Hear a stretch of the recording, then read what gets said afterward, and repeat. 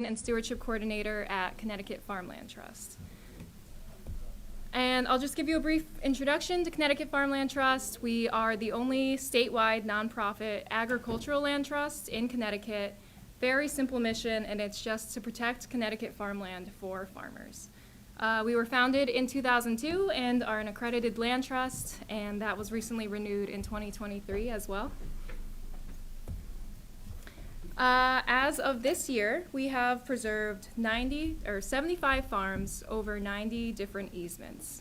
As you can see, it's pretty, we have farms in every county of Connecticut, and we're just hoping to grow and reach out to more places and let people know there are options for preserving your farmland. In total, we have preserved over 6,000 acres. And I will get into why we have a different number of easements as opposed to farms. And to start off with that, I'll explain what a conservation easement is, because I did not know what that was until I started at this job. A conservation easement is a legal mechanism for preserving and conserving your land. It's the person who puts an easement on their land voluntarily restricts their deed for certain or limited uses.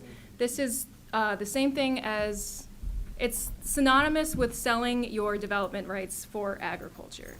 And so once you put this easement on, once you've sold your development rights, you are permanently restricting what's allowed to be used and done on your property. And because you're doing this, you're restricting something, you're restricting its ability to be developed. The market value of your land will depreciate in the future. So every subsequent landowner will have land that's worth less because it has been restricted. And so the purpose of this for an agricultural conservation easement is primarily to protect the farmland soils on that land. It's also to protect the viability of a farm and its sustainability, just to make sure that there will be farmland and available for farmers. And so you have three options, generally speaking, for this. One would be to sell an easement or selling your development rights, because the landowner that does decide to do this, they are the only people who will be compensated for that loss in value. You are paid the difference between what your property was worth before the easement and then after. So then if you do sell, you technically don't lose out on any money. It's every subsequent other generation that will have a depreciated land value. So your option is to either sell it. You could also donate an easement outright. This normally will qualify you for a tax deduction, as well as the third option, which is a mixture of both, a bargain sale, where you're only compensated for a percentage of the value of that easement, and you also donate a portion. Some people do this very strategically, because you might be getting a large capital gains tax when you do sell this large portion of your property or of the development rights, and then that can be countered with a donation. So there's just a lot of options, but that's a brief overview. How does a conservation easement work? It sounds like you're selling your land, but you're not. You're only selling the development rights of that land. And what you're selling to the entity that will buy it, that will be holding this easement, are the ability to develop it for any reason besides agricultural purposes. You're also preventing that land under the easement to ever be subdivided. And so that's actually why we have 90 easements over 75 farms, because for larger farms, we have strategically divided it into multiple easements so that in the future, a farmer wouldn't have to buy a 400-acre dairy farm under one easement. They could instead buy a fraction of it all under an easement as well. So it's just to make farming more viable for future farmers, to make land access more readily available. But that's just important to know, that once it's been put under an easement, it cannot be subdivided. This would also restrict the amount of impervious surfaces allowed on your farm, again, because we do want to preserve the farmland soils primarily. We want to prevent the amount of buildings that are on the farm, and this is normally done through designated building envelopes, in which we would, along coordinating with you, decide where would be the best places on your farm to allow building for like future barns or future agricultural structures, as well as like a residential building envelope if you have a house or you want to build a house. So we try to make this work well with farmers to make sure that you can still build things for agriculture and just keep agriculture viable on your property. Okay, so what does this process look like? If you were to do an easement with Connecticut Farmland Trust, that would first start with getting a consultation. They're completely free. It really just is either emailing me or our executive director. I'll provide contact information later, or a phone call. And it's just telling us details about your farm, what you grow, what the size is, where it's located. I would create a soils map just to understand what kind of soils that we're looking to preserve. This would all be decided, this would all be discussed, and then we would want to know what like your motives are for preservation, if you do want to be compensated, if you just want to preserve the farm. All of this will just be discussed so we can help you decide which program or option is the best fit for you. If you do move forward with this process, then it's just a matter of applying to the different programs, determining eligibility. We would get an appraisal so that we would know the value of the development rights. And then for Connecticut Farmland Trust, a survey is not required, but for other programs it could be. And then we would do a baseline documentation report afterwards just to document the current conditions of the farm to be used in comparison for future. And then finally, the easement, which you can also negotiate certain terms into your easement, because we do really want to make this a personable process. It's a very big deal for farmers to be doing this in perpetuity, so we want to make sure that their desires and their wishes for the land are respected in the easement. And then after that has been agreed upon, it's the closing, and if you were to get paid for your development rights, this is when you would get paid. This is when it's recorded in the land records, and it is what we call preserved in perpetuity, meaning it'll be there forever because it follows the land in the land records rather than just the individual who pursued the easement.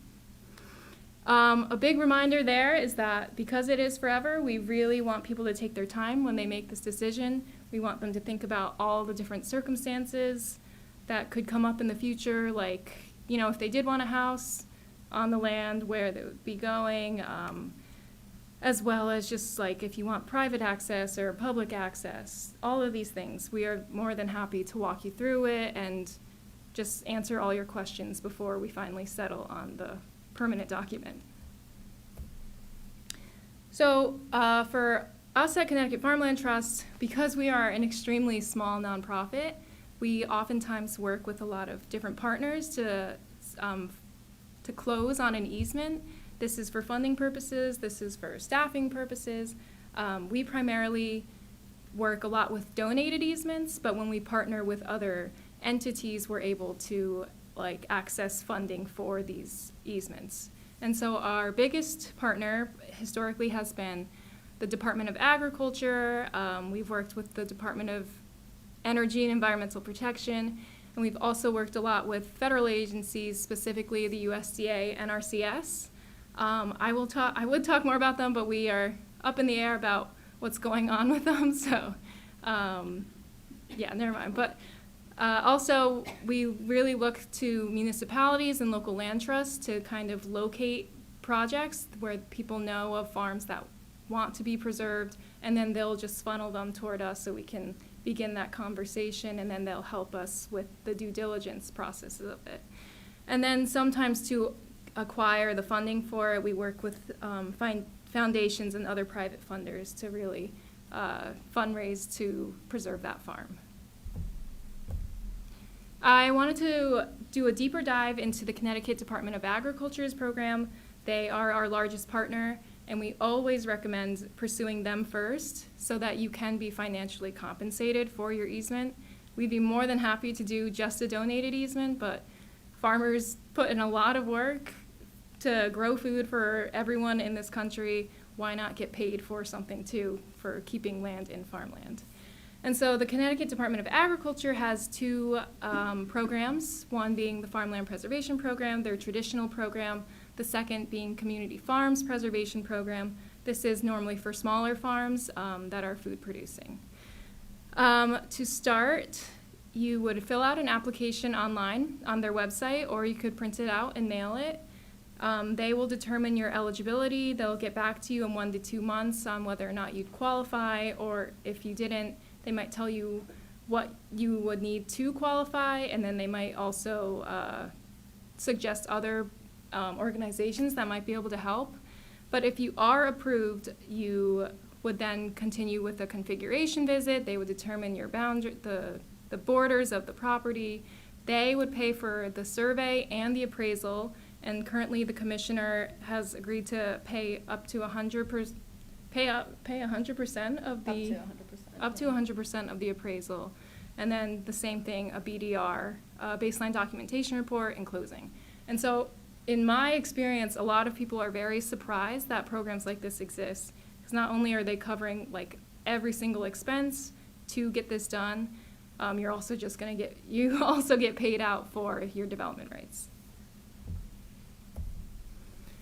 And so after you've conserved your farm, now what happens? As I mentioned, it is a forever process, so the next step would be stewardship. Stewardship is just the entity that is on the easement that has purchased the development rights. That is them holding you accountable to the terms of the easement. And really, we normally never have issues with the first generation that does preserve their farm. It's for the second generation and all subsequent generations who might not be aware of the exact terms. It's just to hold people accountable for not developing the land. And so at Connecticut Farmland Trust, that looks like an annual in-person farm visit. We would call you ahead of time, give you a heads up, ask to meet, and it's just a quick walkthrough of the farm where you can express any concerns you've had, or if you have a project in mind, you could let us know. Every a project that requires construction has to be approved by Connecticut Farmland Trust or whatever entity is on the easement. So this is a year-round thing, but we also do an annual visit just to make sure that nothing has been built without our permission, or there's no like secret McDonald's at the back of a field. And yeah, as I was saying, it's an ongoing relationship. This is a really good time for farmers to talk about any issues that they might be having, any projects they want to pursue, and know if there's any funding available for that. And so that's where I might be able to lead them toward different grants, or I'd follow up with them afterwards and tell them to pursue this program. And it's a really fun part of the job, getting to talk to farmers. We don't normally talk about farming even in the end. It's just like their personal lives. We will just like talk for like an hour. It's really good, and it's helped me develop a lot of relationships, which has allowed me to help farmers in places besides just development. Last year, I was able to help 2 farmers receive a grant because they needed a letter of recommendation from a farm service agency, and I could really vouch for what they were doing and the genuine practices that they are practicing. So I just wanted to kind of end with a concrete example that kind of showcases the things that you might have to consider as you go about this process. We've been working with these farmers at Studio Farm, and they have had this farm in their family for decades, I think since the 1970s, and it's been a farm since the early 1900s. It was very important for their farm owners, Dick and Dot, who are in their 80s, to preserve this land before they pass away.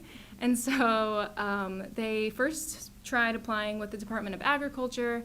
Unfortunately, because they had too much forested land compared to active cropland, they were denied, but they were referred to us for next steps.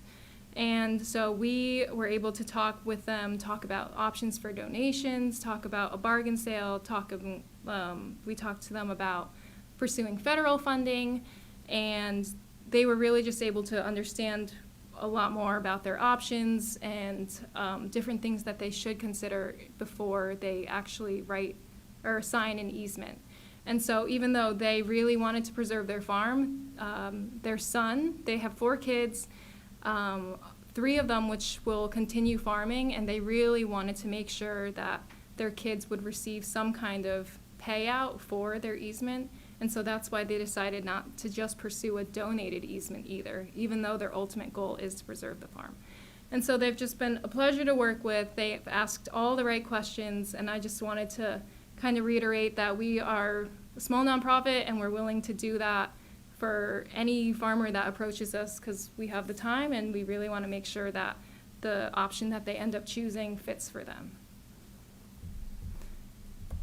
And then this is just like kind of a me showing you that for stewardship, I just have a lot of fun. It's supposed to be a very friendly and like mutually beneficial service where you can really trust us to help you once this easement has been closed as well. Okay, so that is the very brief rundown of conservation options in Connecticut. If you have any questions about the Department of Agriculture application, you can always reach out to someone at the department, Holly Lalim being one person who is incredibly responsive and takes care of every application. And if you are interested with Connecticut Farmland Trust, I will be sharing these slides after, but you could contact our executive director and just get that process started. We would set up a consultation, and from there, we can see what is best for you. Okay, so that's all. And I'd be happy to answer more specific questions either right now or after the event. Feel free to go. Yes. I had a question about the 2 types of preservation programs, and the second one that you mentioned was the small farms program. Yeah. And from what I understand, that program entails working with the municipality in the process rather than just the farmer of the land. Is that correct? I will let Holly answer this one as our Department of Agriculture representative. Yeah, that's a great question. So it's not a requirement that the municipality participate. However, that is part of our scoring criteria for acceptance into the program. So it's always beneficial if you can reach out to your town and see if they'd be willing to be a partner. That can either be a partnership with helping to fund the costs of the easement or to help with due diligence. For example, a lot of times when we work with towns, they'll offer to pay for the appraisal or to pay for the survey or to just help with due diligence, like applying for federal funding. So there's a lot of different ways that municipalities can partner in order to preserve a farm. But it doesn't preclude being eligible for that? Correct. Yeah. Correct. Yeah, it doesn't preclude you from being eligible for either program, whether it's the traditional or the community farms.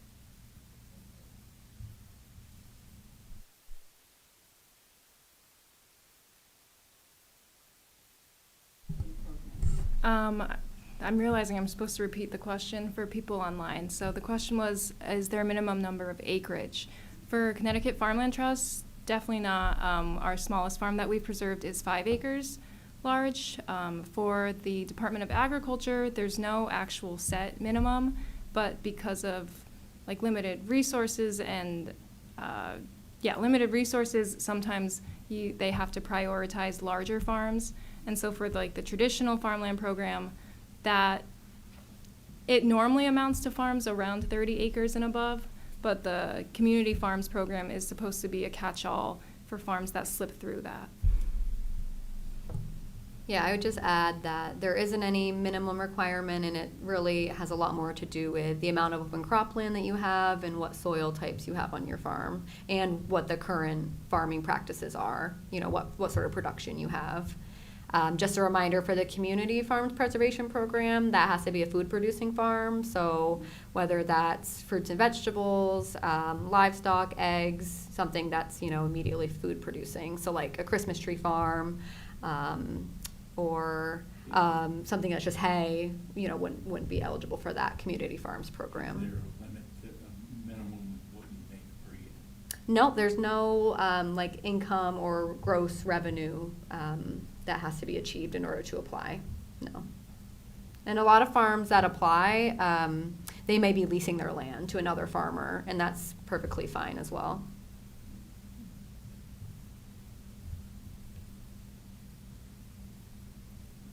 Any other questions before we move on? Sure. So once you're already in the farmland preservation and you've gone through it, but you now have additional acres, is that easier to add those acres? It isn't very easy to add additional acres. So depending on how many more acres you were to purchase, we could always explore just having a totally separate easement. Our easement language is really strong, which is great for farmers who really want to make sure that their land is preserved in perpetuity and that, you know, part of it couldn't be taken out in the future or something like that. But it also means that changing any of the easement terms is really difficult. So that's like what Kat was saying, where, you know, take a lot of time to decide if this is the right process for you, to think about how you want to configure your easement, because it is, you know, a permanent restriction. Yeah, sometimes they can be amended, and it's a long process, but it would only normally be amended if it's for even stricter restraints on it. And then the adding acres process is, yeah, just pretty long as well.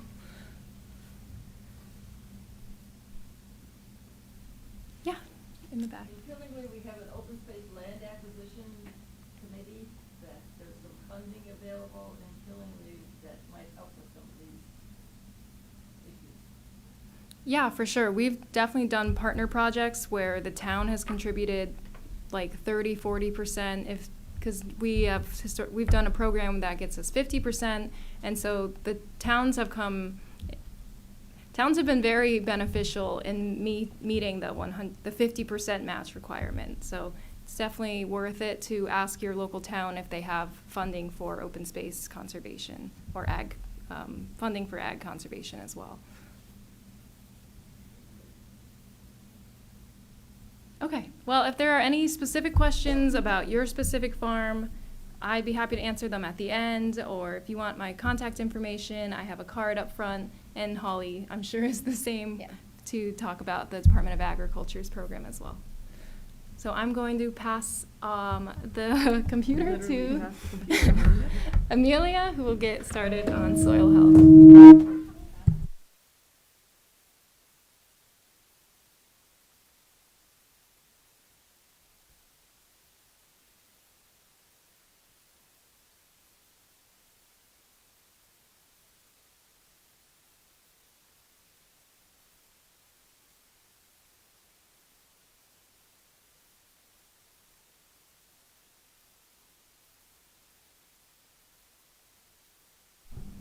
Okay, I'm going to try activating that microphone again, and hopefully feedback is okay from the booth.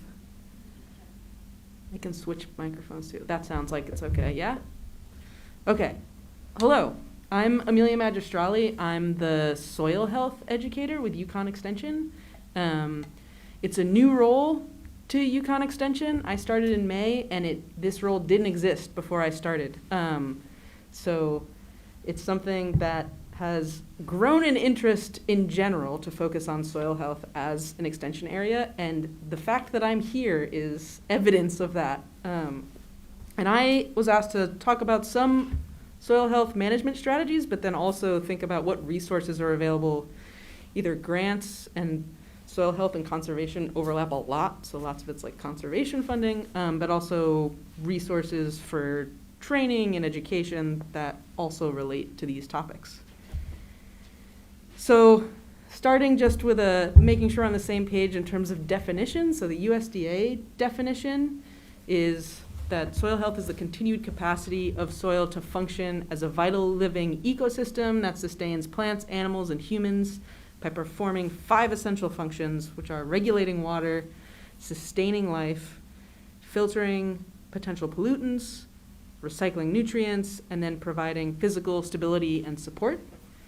And when we talk about soil health, often we're referring to the principles of soil health. And these are minimize disturbance, maximize biodiversity, maximize soil cover, and maximize living roots. So a lot of soil scientists talking about this, but also agricultural service providers are referring back to these principles, even though there's lots of different ways to talk about soil health.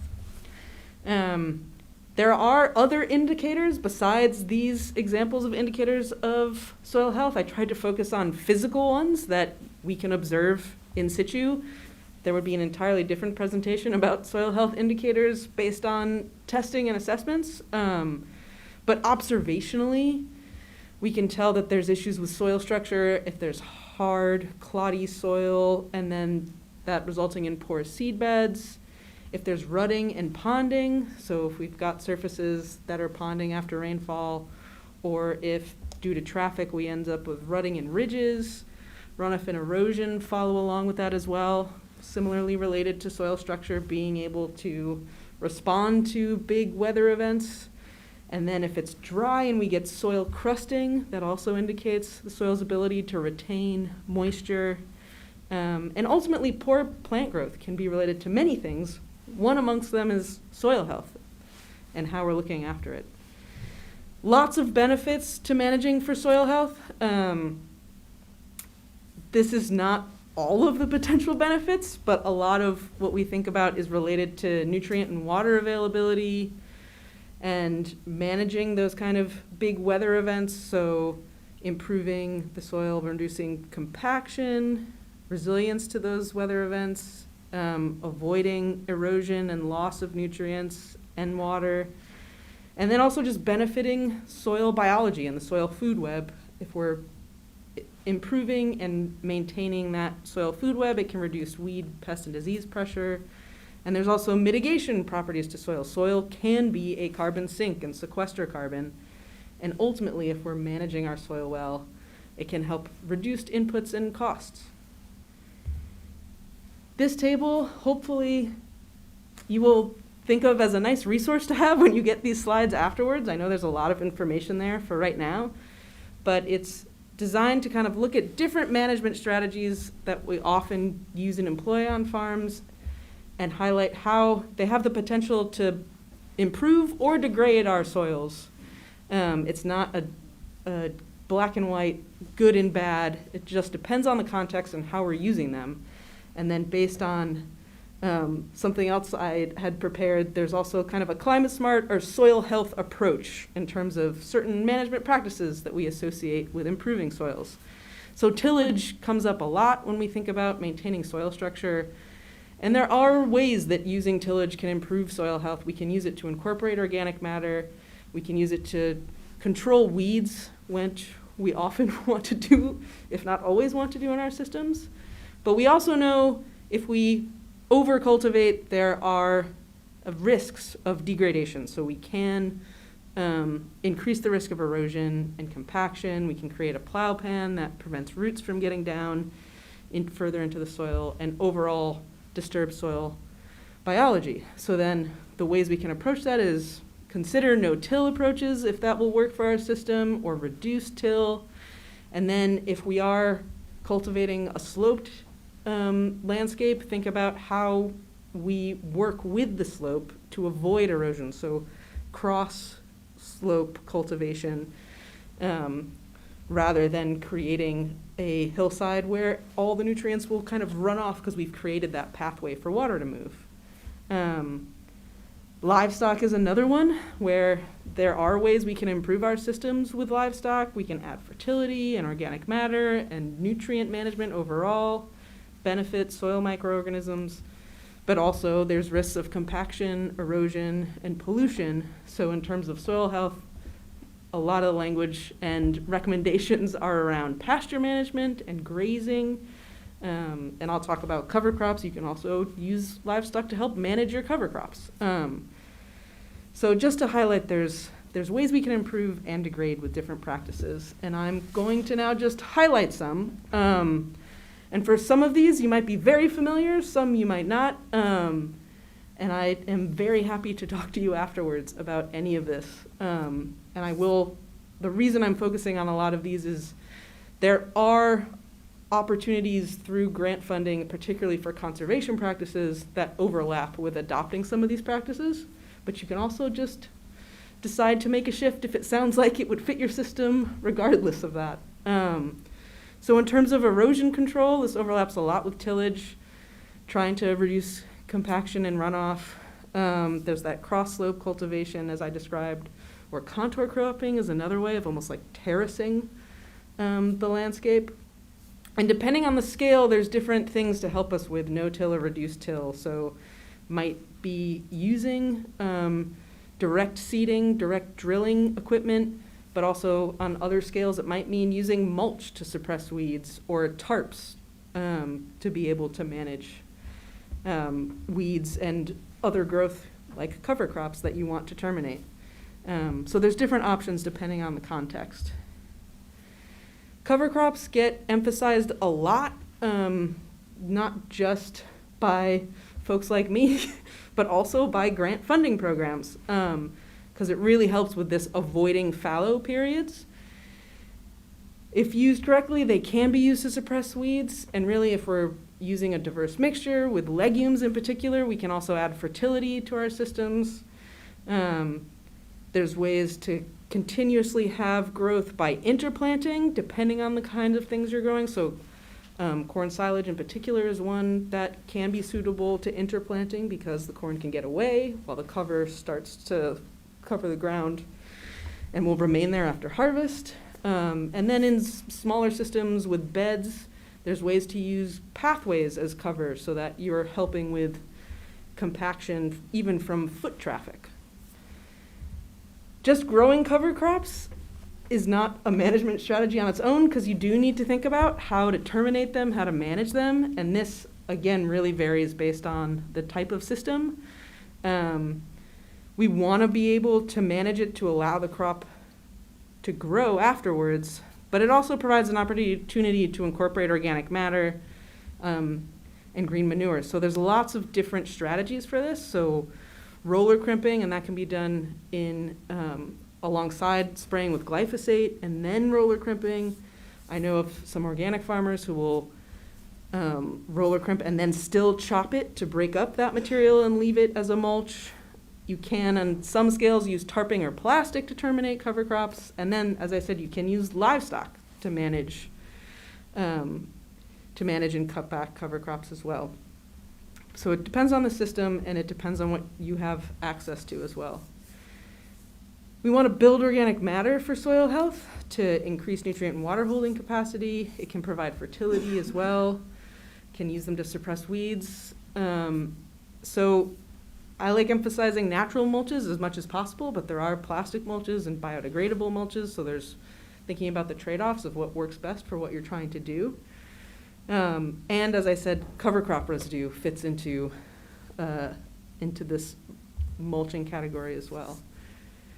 Diverse cropping systems is something that maybe many folks are already doing, but it is something that really does benefit our soils, and it also helps build resilience in general, just through diversity of what we're producing. Some of this is crop rotation. Some of it is just growing different types of things. So growing perennials, I've spent some time working with farmers in England, and hedgerow establishment and management is a big deal over there, and it is proven effective scientifically as well. It helps with your biodiversity, helps with pests and diseases as well. And then agroforestry is a component of that. There's increasingly more resources and information about how to work with the trees that are already growing on your property, or how to establish more perennial tree growth as well. I've mentioned livestock, a huge role in recycling nutrients locally and also kind of even regionally, and feeding soil microorganisms can also help with building soil structure if used appropriately. There is more and more information about pasture-based management systems. There's different names depending on where you are too, so you'll hear about like regenerative grazing, rotational grazing, adaptive grazing. A lot of it comes down to being able to have diverse mixtures of what's in the pasture to benefit the soil, and then being able to move the livestock in a way that you avoid compaction and manage what the animals have access to eat in a way that doesn't trample one area for so long that you're affecting soil structure. A huge part of this also is manure management and nutrient management. So how managing things on farm, or is there an option to do that regionally with other folks as well? The final thing I'm going to touch on is just that interaction between soil and water, and these are practices that, especially if you talk to a conservation planner, this will come up as something, as a conservation issue that you might be able to get funding to manage. So it helps with managing wet and dry periods and these issues of erosion and ponding, et cetera. So establishing waterways and diversions and subsurface drainage, making sure you have irrigation systems in place if you're looking to cultivate or grow somewhere where you don't have readily accessible water, thinking about how we set up water sources is a part of soil health as well because of that soil-water interaction. So these last few sections is just going to be about resources. The first, I'm an extension specialist with a focus in soil, so I'm going to tell you to test your soil. There's a lot of different options. There's the UConn Soil Nutrient Analysis Lab, and I've brought some of the pamphlets about how to soil test. There's also the Connecticut Ag Experiment Station in our state. If for any reason you're concerned about contaminants, the Department of Health and then the Department of Energy and Environmental Protection have lists of approved environmental labs, so heavy metals is kind of the main thing, but there might be other things that will become more available over time, like PFAS. There's also other extension labs regionally that provide different types of tests. So UMass Amherst will do a whole suite of heavy metals, like the UConn lab just focuses on lead. Cornell does a soil health assessment. So if you do really want to know about like your soil carbon, you can go to Cornell for that suite of tests. And UMaine can test for your compost if you produce on-farm compost. And they have a high tunnel specific test, which kind of accounts for the different growing environment that exists in a high tunnel and how the soil might react differently to different fertilizer recommendations in that context. In terms of funding and additional assistance for soil health management strategies, the big advice I would give you is visit your USDA service center if you haven't. As we know, there is a lot that's up in the air in terms of what's happening with federal funding, but these programs from NRCS are still open. And right now, hopefully if you are applying to one of these for this round, you are actively doing that already because the deadline is the end of this week. But they are accepting EQIP and CSP with a closing date this week, and then there'll be more coming up in next year. And there's also what's the other one? The Regional Conservation Partnership Program is also currently accepting plans. But really the best thing is to go talk to your NRCS conservation planner about what options work for you and what you want to do. And you can also visit the Farm Service Agency at your USDA office, who have additional resources as well. Then, as far as state-based resources, Holly's going to talk about what the Department of Agriculture has, which is quite a lot in terms of farmland preservation, but there's also agricultural enhancement grants and different kinds of grant programs that come up cyclically to pay attention to. So obviously the Connecticut Farmland Trust, which has information about the conservation easements, and CT FarmLink. Land for Good, there's information on that table about Land for Good, but also has information about leasing and succession planning. Farm Credit East has loans and consulting and also a specific ag enhancement grant where some of the things I talked about would fall under that. American Farmland Trust has information. They specifically have a program right now for livestock producers in Western New England. So if you're interested, it's worth checking out what they have available. The Carrot Project provides business assistance and loan programs, if you haven't heard of them. Then there's lots of different organizations in the state that provide technical assistance and grant opportunities, like CT NOFA, the Connecticut Farm Bureau, and the New Connecticut Farmer Alliance.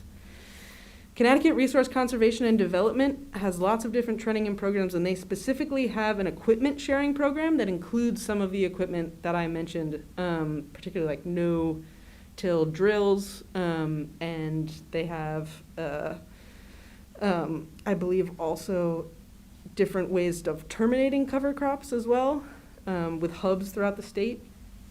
And in general, having a good relationship with your land trusts and soil and water conservation districts can really help with these kinds of grants related to conservation.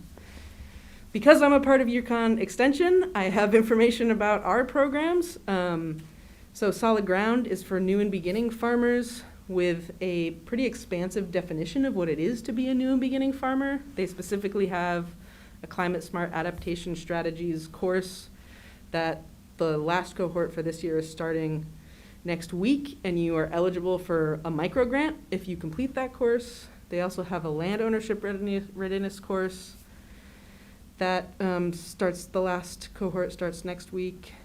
The Farm Viability Service is a relatively new program that's all about trying to connect you to the right extension resources.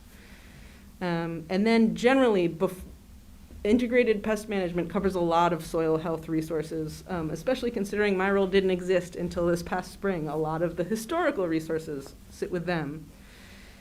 And I just also wanted to mention these upcoming events and trainings that are free. So there's 2 different climate mitigation field days, and then there's an online farm risk management course. And this kind of section of the table over here has the UConn Extension materials that you can have a look at.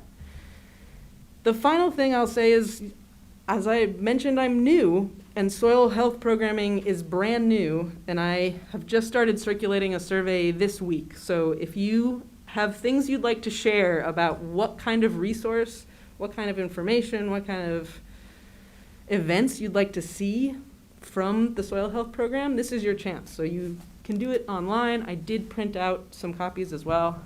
It's the sheet that looks like this, and I would be delighted if you filled one out and left one with me. But otherwise, thank you for having me, and I can answer questions about what I just talked about really quickly. Yes? You mentioned plastic mulch. Can you explain what that is? I'm kind of new to farming.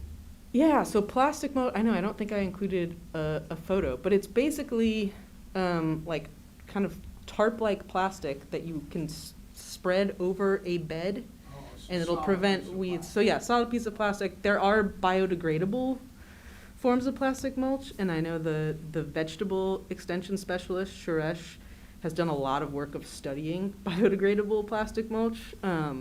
So I'm sure he'd be happy to talk to you about that. But yeah, yeah.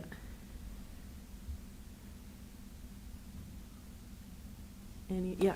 So for the subsurface drainage or water management system you guys want to talk about, I'm from the Midwest where everything's subsurface. Mm-hmm. Don't see a lot of that around here. And my biggest struggle right now is you want to implement no-till and be 100% no-till. But with the weather patterns we're having consistently year after year after year, how do you do that? Is there any funding available to do subsurface water management systems?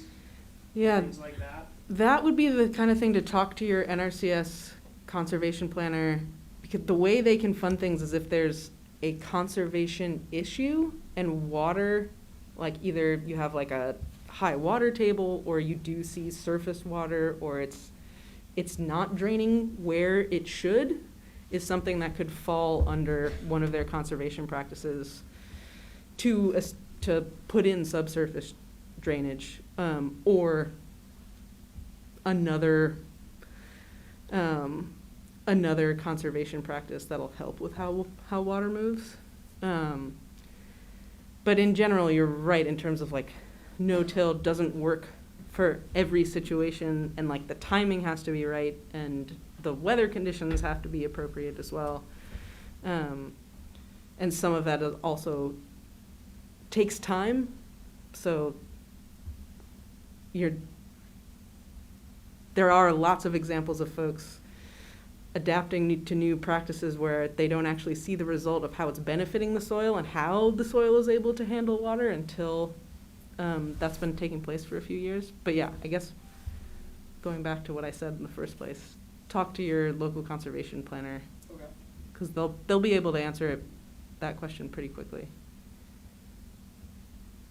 Yes. Following up on that, so there would be possibly grant money for that kind of project then? Yeah, it depends on what you're looking to do and what the baseline of the farm is. But there are drainage projects, and I'm trying to think of the other word. I want to say, I know of folks who have been able to set up like swales, so like a natural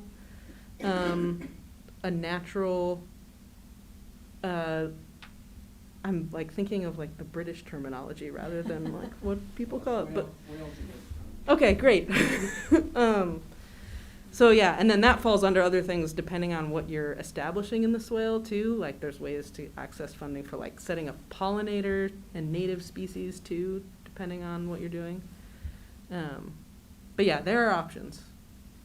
I believe they'll come out and do a survey, Mm-hmm. and they'll look at your property, and they'll help you decide what's the best, Yeah. platform for what you need. Mm-hmm. So they help you. Yep. That's yeah. And there are grants too, so depending upon,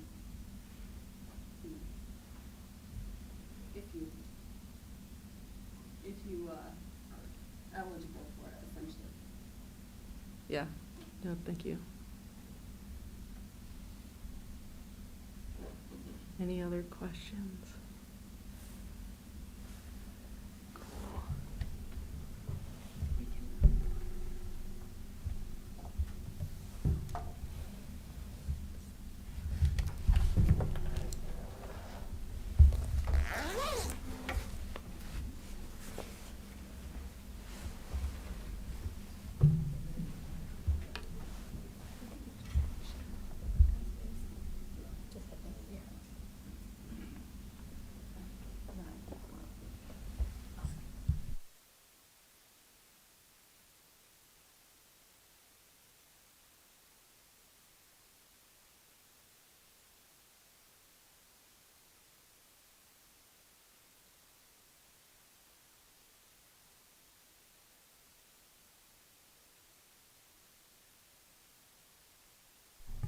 A ton of information all at once.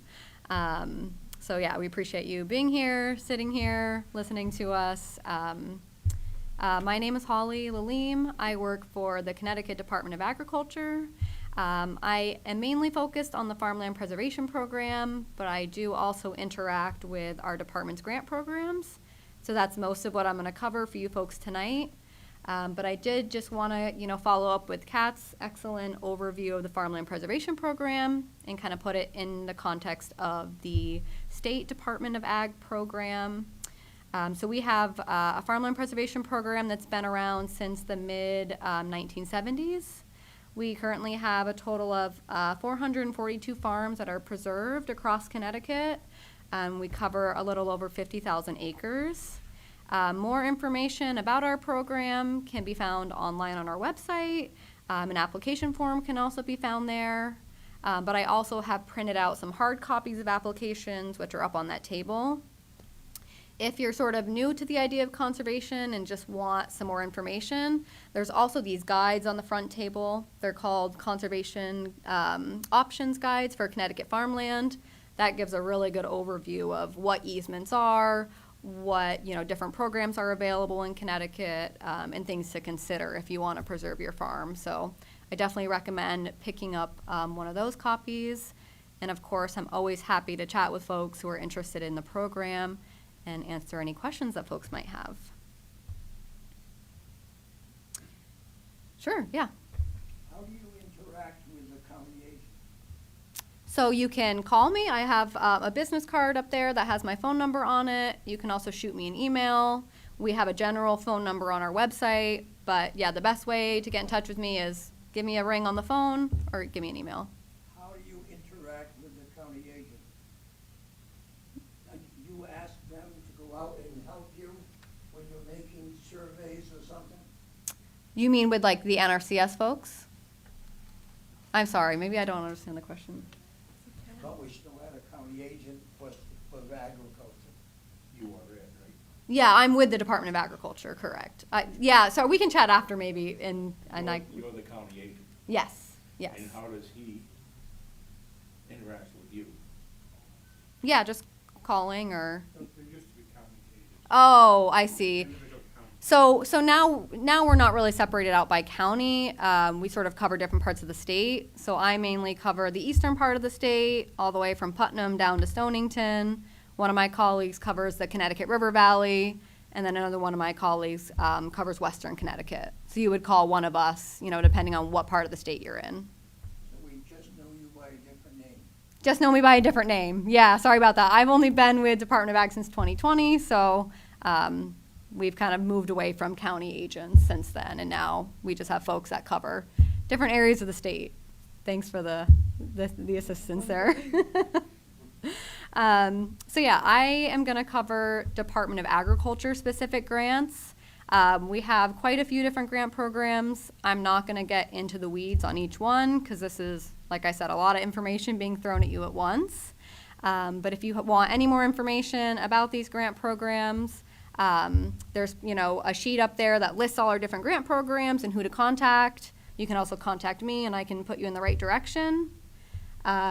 You can also get a copy of this presentation afterwards. And all of these, blue underlined sections are direct links. So you can click on the link and it'll bring you to the website for each grant program. Are there any, you do Connecticut grant? Correct. Ag grants. Yeah. Are you aware of any corporate grants, anything like that? Yeah, there's a couple slides at the end of my presentation that goes over some different, grant programs outside of Department of Agriculture. And then, of course, Amelia is also a great resource for UConn grant programs. Yes, hi, Kimball. Holly, could you repeat the question? Yes, sorry about that. Yeah, so the question was, am I going to cover more than just Department of Agriculture grants? And the question is yes, I am going to mostly be covering Department of Ag grants, but at the end of my presentation, I'll also highlight some other private or other forms of grant funding besides Department of Agriculture.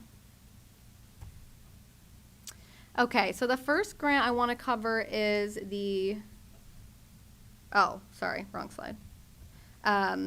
Just a couple of things about grants. Again, all our grant opportunities can be found online. DoAg grants are generally reimbursement grants, which means you would have to pay for your project up front, and then when your project's completed, we would reimburse you for all the expenses of that project. Most of our grants also require a cash match percentage, so I'll go into more detail, with each grant because it's different depending on the grant. And then, of course, farms should be in good standing with the Department of Agriculture or state and other state and federal requirements. Okay, so the first grant I'm going to go over is the Agricultural Enhancement Grant. So this is a grant for municipalities, groups of municipalities, regional councils of governments, or nonprofits, and they're for projects that would directly impact or foster ag viability in their area. The max award is just shy of $50,000. An example of a project that we recently funded, this was with Connecticut RC&D, and they did some expansion and some enhancement of the Veteran Farm Up program, and that program provides technical assistance and funding for veteran farmers. So if you're a veteran farmer, definitely look up the Veteran Farm Up program because they have a lot of good resources available for veteran farmers.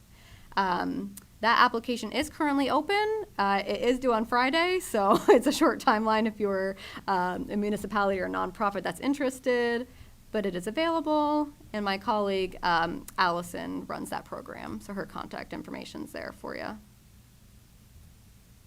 The next program is the Farm Transition Grant. This is probably our most popular program. So this is a program for Connecticut farmers or ag co-ops to diversify their existing farm operation or transition to value-added products for sale. There's 4 different grant categories. Awards range from $5,000 to just shy of $50,000. And the match requirement is generally 25 to 50%, depending on what grant category you're applying for. Some examples of projects that grant covers is processing equipment. Say you want to make apple cider and you need to buy processing equipment to do that. Or you want to make maple syrup and you want to have processing equipment. Livestock fencing, irrigation, which could include like sprinkler systems, or if you had to dig a well to have a water source for certain crops. And you could also use money to renovate or construct farm buildings or barns. That next grant round will be open in November, with applications being due January of next year. And my colleague Allison also runs that program. So if you're interested, definitely contact her for more information. We have a Farmland Restoration, Climate Resiliency and Preparedness Grant. So this program is for Connecticut farmers and nonprofits for projects that increase climate resiliency and decrease vulnerability to extreme weather events. So it actually kind of correlates a lot with the things that Amelia was talking about, finding ways to make sure that, you have great soil health and that you have systems on your farm that could stand up against, extreme weather events and climate disasters. So some examples are land reclamation. Maybe you've got, a new farm and there's 20 acres that are super overgrown and you want to open those acres back up so you can have active agricultural production there. Rotational grazing systems, energy efficiency upgrades, and water management are some of the practices that can be funded under that grant. Greenhouses, yeah, could be under that as well. So that next round is opening up this summer, and my colleague Eileen runs that program, and so her contact information is there for you. A new program that we have is the Land Capital Market Access Program. So this program provides financial and technical assistance to eligible farmers to help them purchase farmland and build farm viability. So that program sort of has three different components. The first one is a farm ownership readiness course that's being taught by one of our colleagues at UConn Extension. There's also access to free technical assistance, legal, tax, marketing, accounting, financial, business planning. And then there's funding to help aid in the purchase of agricultural land. So this is a great project for, a new farmer who's looking to just, buy a farm and establish their operation. That is, the grant is currently open for the land ownership readiness course and the free technical assistance, and the grant program to provide funding to purchase agricultural land will be opening up later this year. And my colleague Serena runs that program. We have an organic certification cost share program. So if you're a certified organic farm, you can apply to this program and receive a 75% reimbursement for your certification costs, up to a total of $750. This is a federally funded program, so I just want to put a caveat that we haven't gotten approval for the federal funds for 2025, but hopefully those will be confirmed and we can still allow this program to happen this year. All of the other programs that I'm talking about tonight for Department of Ag are state funded, so there's no question about whether funding is available or not. Funding for all of our other programs are currently available. And my colleague Allison runs this program as well. We also have a Resilient Food Systems Infrastructure Grant. This is a partner program with the USDA to support processing, manufacturing, storing, transporting, and distributing Connecticut food products. This is open to farmers, nonprofits, for-profit entities, local governments, tribal governments, institutions. Some examples of these projects are food processing equipment, storage, either warm storage or cold storage, and modernizing equipment. This is open. There's two different deadlines. There's a deadline of April 9th for applications that are just for equipment, and then a deadline of April 16th if you are looking for a project that would be a larger infrastructure application. So maybe you're trying to, build a new barn in order to purchase processing equipment and do processing on site. If you're interested in this program, there will be a webinar next Wednesday from 3 to 4. My colleague Serena runs this program. Yes, hi Kimball. Is there a size of those grants also that people should keep in mind? There is, but I don't have that off the top of my head. But I could find that information out. Yes, that's a great question. We also have a specialty crop block grant. So this is a program to help enhance the competitiveness of Connecticut specialty crops. And that's done through leveraging efforts for marketing and promotion, assisting with research and development strategies for that particular crop, expanding specialty crops availability, and addressing, either local, regional, or national challenges for that certain crop. This is open to any entity within the state of Connecticut. This grant is open. The deadline is March 10th. My colleague, Michael Wolf, runs that program, so he can answer any other questions related to that one. The best way to hear about our grant programs and just hear about what's going on in Connecticut Ag in general is to sign up for the Connecticut Weekly Ag Report. This is just one email in your inbox every Friday. We don't inundate you with any other emails. There's a link here to sign up for that. You just put in your name and your email, and then you'll start receiving a message from DoAg once a week with all information about grant programs and other things happening within the department. So this is a section where I'm going to talk about other grant programs outside of Department of Ag. One is the Beginning Farmer and Rancher Development Program. This is a USDA program. There's also a Young Farmer Grant Program through the National Young Farmers Coalition for landowners that have a lot of forest land and maybe want to do some forest stewardship. The USDA Forest Service has a lot of resources and grant funding available for forest management. If you're looking at farm energy programs, maybe you want to think about putting solar on your farm. The Connecticut Resource Conservation and Development Program has a lot of great resources for folks. American Farmland Trust, I think Amelia mentioned this, they have a farmer microgrants program, and they're specifically funding some livestock operations. And then the National Association of State Departments of Agriculture has a business building sub-award, so they're giving folks money towards business planning. Some additional resources you might find helpful. Farm Credit East put out a really good grants and incentives report, and that's for all Northeast states. So that can be found online. This in the middle here is our Grants at a Glance. So that goes over all the programs I just talked about, when the application period is, who's eligible, and who to contact. So there's a bunch of those at the front table there for you.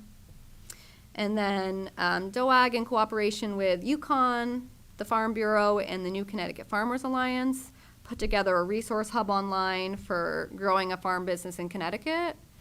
I find this website really helpful. It covers everything from business licensing to farm taxes to business planning to marketing, really anything that you might be thinking about, whether you're starting a farm business or trying to expand your farm business. So there's a lot of good resources on that website for folks. I definitely recommend checking them out. That is all I have, so I'm happy to take questions from folks. I'm also going to check out the chat and see if there's any questions online. And then we've got, plenty of time left over for folks just to mingle and talk with us separately if you have anything you want to chat with us about specifically. When you have a grant for $50,000, say, can it be tag teamed with somebody else's grant for $50,000, say you're looking for 100? Oh, that's a great question. Yeah, so the question is, if you receive a state grant for, say, $50,000 and you have to have you have to match that grant, can you use another grant source to help cover the cash match component? And the answer is yes, you can. It just couldn't be like another Department of Agriculture grant. So say you received a Department of Agriculture grant and you also received a grant from the NRCS, you could use that NRCS grant to match the state grant. Or if you got a grant from American Farmland Trust or another entity, you could use those funds to help match the Department of Agriculture grant. That's a great question. I'd just like to provide some information. My name's Virginia Champagne. I'm a council member of our local Wyndham County USDA Farm Service Agency. Great. And I just got a recent update. There's been no negative impacts whatsoever to their office regarding personnel or no changes in grants. Because there's stuff on the internet that people are all in fear that all these grants are going to get wiped out. There's no changes. So I just want to let everybody know that. Awesome, thank you. For folks that are online and maybe didn't hear that, this was a message that Farm Service Agency programming in Connecticut has not been affected by any of the changes happening at the federal level currently. So that's really great to hear, thank you. And does that include for ASAPL, for the agricultural conservation easements? It's for all USDA programs that's here, on West Hot Road, right in our local Wyndham County office. So everything is moving forward as usual. That is Awesome. huge. That is really good to Yeah, that's know. great. Is it beneficial to hire a grant writer for these grants, because some of them are so complicated? Yes, that is great. So somebody asked if it's beneficial for a farmer to hire a professional grant writer to help with some of the grant applications, and you're definitely right. Some of these grant applications do take a lot of time and include a lot of steps. And I have seen folks that have gone out and hired an outside contractor to help with their grant application. So that is certainly an option. It really just depends on, what your current level of comfortability is applying for grants. And of course, y'all are farmers, so also just the amount of time you have to complete grant applications. When somebody applies to you for a grant, Mhm. can they call you and ask you how you want it structured as the grant writer? Yeah, it's a great question. So this question was, if a potential applicant is interested in applying for a grant, can they call you and ask you questions about the grant application, what that application is looking for? And yes, definitely, you can call a program coordinator and get more information about the grant application. With all of our Department of Ag grants, we also host webinars while the grant application is open. And so folks can come on and ask questions and get clarity. And then the grant coordinator for that program will walk through the grant application with folks and make sure that folks know, what needs to be done for that grant application. But yes, you're always welcome to. And correct me, do you know, Amelia, does UConn provide some grant resources, some help for folks that are putting grants together? Not necessarily like one-on-one Okay, consultation, yeah. but programs that help you understand the process for a lot of the grants that Okay. are common. Well, in Connecticut. everybody who's going for a grant, whoever's putting it out, has a specific way they want it Mm-hmm. written. Yes, So that yes. they can get it. Right, right. And you guys will tell them that. Yes, yeah, Okay. yeah. Let you know, these are the components, these are the things you have to include. I will say, as, somebody who has reviewed grant applications in the past, there's sort of this, I think, thought by applicants, the more I write, the better my application is. And I would say, from my perspective, the more clear and concise that you can be about, this is the project, this is why I need to do this project, this is how I'm going to do this project, is definitely really helpful. Yeah. Some of the organizations that we've talked about that just provide general assistance might also help with that, depending on what you are talking to them about. So a specific example is American Farmland Trust has a program where So just an example of some other support. American Farmland Trust has a couple of, I'm trying to remember the name of what their role is, but they're kind of they can support NRCS conservation applications. So I know actually specifically in Eastern Connecticut, although she works statewide, Jenny Kapsakewicz will help particularly with conservation plans related to managing livestock, like that is her role with American Farmland Trust. So you could reach out through American Farmland Trust, talk to Jenny, and she would help you with that conservation plan. So there might be more, if there's other options for specific support that will just depend on the grant and also what these organizations have available to support that grant. But echoing what Holly was saying, if the grant providers are saying, come to the webinar, here's who to contact for questions, don't hesitate to ask questions, because they will tell you what the format is and what's required. So ask them the questions if they're offering it.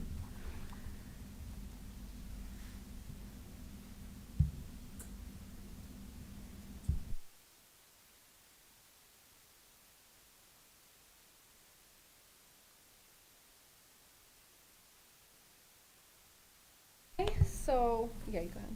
Yeah, if there are any other questions, feel free to ask now, or else we'll be available for the next 30, 40 minutes. And I really highly encourage you to take food home or eat something, please. And I also just wanted to thank the town of Killingly for hosting us. Thank you, Josh, and Allison and John for all your help and support in helping us host this event. And also I'd like to thank Mary Ann Schramm, who kind of came to us to do this, and the rest of the Ag Commission, Fred, Mark, and Frank. And so thank you all very much, and please get some food.